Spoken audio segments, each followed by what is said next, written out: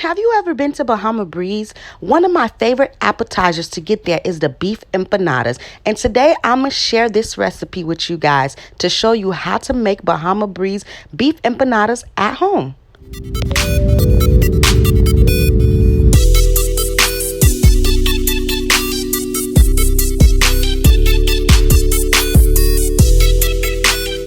Guys, I have a new member to my family. I done got me some ninja knives. My man got it for me. Look at the bottom. It sticks to the counter, so it do not move. You guys, look at all the knives. And then it comes with a sharpener. So you just take the knife like this and you put it like that. And then you go up and down and it sharpen the knife. Child. Whoo, those my old knives. Those right here, the old one. The ninja's the new one. Hey, child. I ain't know how to buy. Hello. All right, let's get right into it. All right, let's get into it, you guys. So here I have my potato, and what I'm going to do is I'm going to wash my potatoes. Potatoes grow underground, so they do be having dirt on them and stuff. So you want to make sure you wash them thoroughly. Then we're going to go ahead. We're going to get our potato peeler. We're going to peel them. All the skin gone. Bye-bye. All right. Then we're going to go ahead. We're going to wash it again. Then we're going to put it on our cutting board and we're going to cut up this thing. Okay. Make sure you do this on a cutting board. You guys like my knife? Look at that knife. That thing's sharp. That thing is not to be played with. That thing touched me and it cut me. For real. Okay. That thing is sharp. Them knives is not to be played with. All right, so now we're going to go ahead. We're going to cut up our potatoes into very small pieces like you see me doing, okay? Then we're going to go ahead. We're going to wash them once again. Then we're going to go ahead. We're going to put them in a pot, put a little salt in there, like 1 teaspoon of salt, and we're going to put it on the stove to boil. Then here I have some carrots, okay? These carrots are already chopped up for me.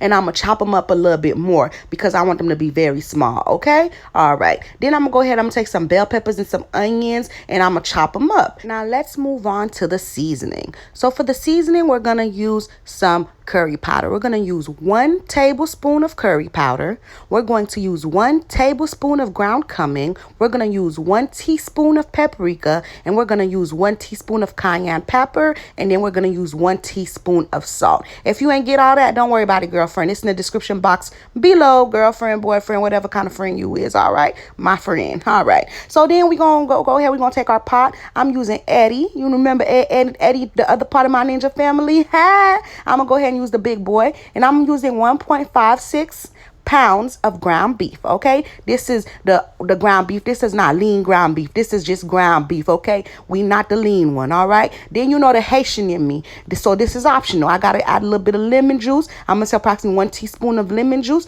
and 1 teaspoon of vinegar. It's the Haitian in me. I gotta do it. It's optional. If you don't want to do it, baby, that's your business, but you know me, I'm coming with the lemon and the vinegar. All right, or the lime and the vinegar. All right, so then I went ahead and I got the thing you use to make mashed potatoes, and I'm just smushing my ground beef. This just helps if there's any like big clumps of ground beef that done smushed up together and mushed up together. It helps them break apart, okay? Because we want them to be individuals, okay? This is not time for no relationship. It's time to be an individual. Then you see I went ahead and I added the bell peppers and the onions that I went ahead and I had cut up earlier. Then I went ahead and I added my carrots that I had cut up earlier. Then we're just going to go ahead. We're going to mix that. Then here I have my potatoes. I boiled my potatoes, but they're not cooked all the way, okay? Because you don't want them to be mushy and to the point where they're squishing. So okay, you want to cook them like a dante, okay? All right. So then after that, we're gonna go ahead. We're gonna put that in there, and we're gonna mix it all together, you guys. We're gonna mix everything together. This thing is starting to look so beautiful. Yes. All right.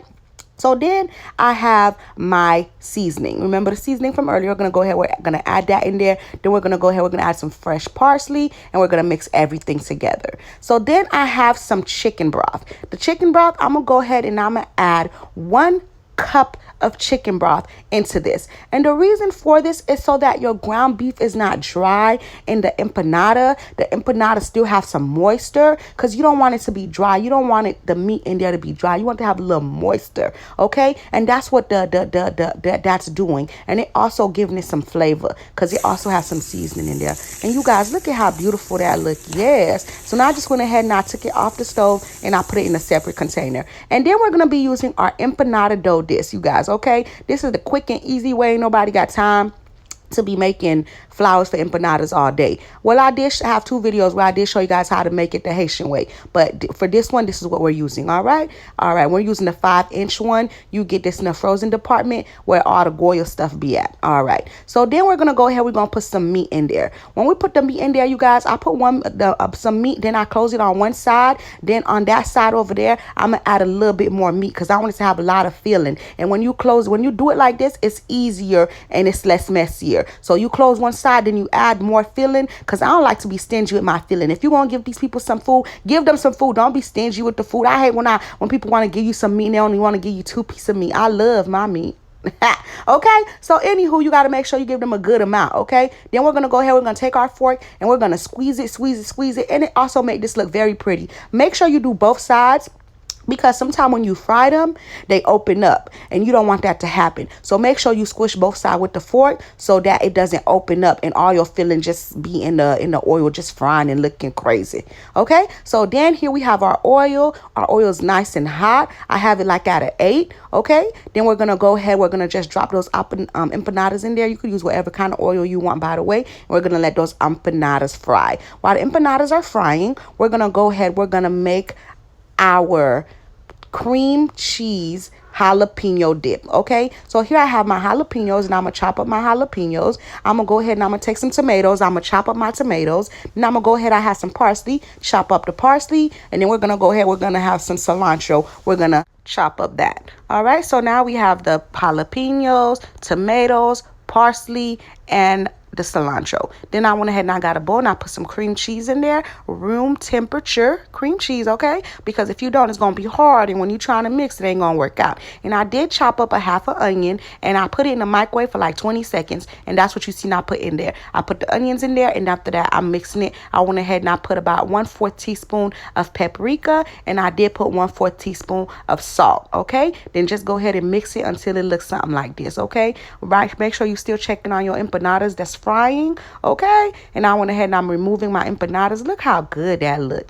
Look how good they look, child. Yes, they're nice and golden brown. That's how you know they are done. When they nice and golden brown like this, like that, that's how you know them empanadas is done. Look at that, baby. Yes, you go ahead and you put that on the side. Remember, they don't got to fry for long.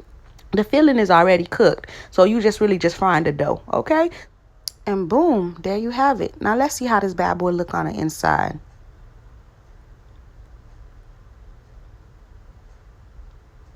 Yes, child. Remember I told y'all you don't want it to be dry. You could clearly see that this is like mouth watering. Like the meat is not dry, and it's just like so beautiful, and it look like it just tastes so good, and it do. It do.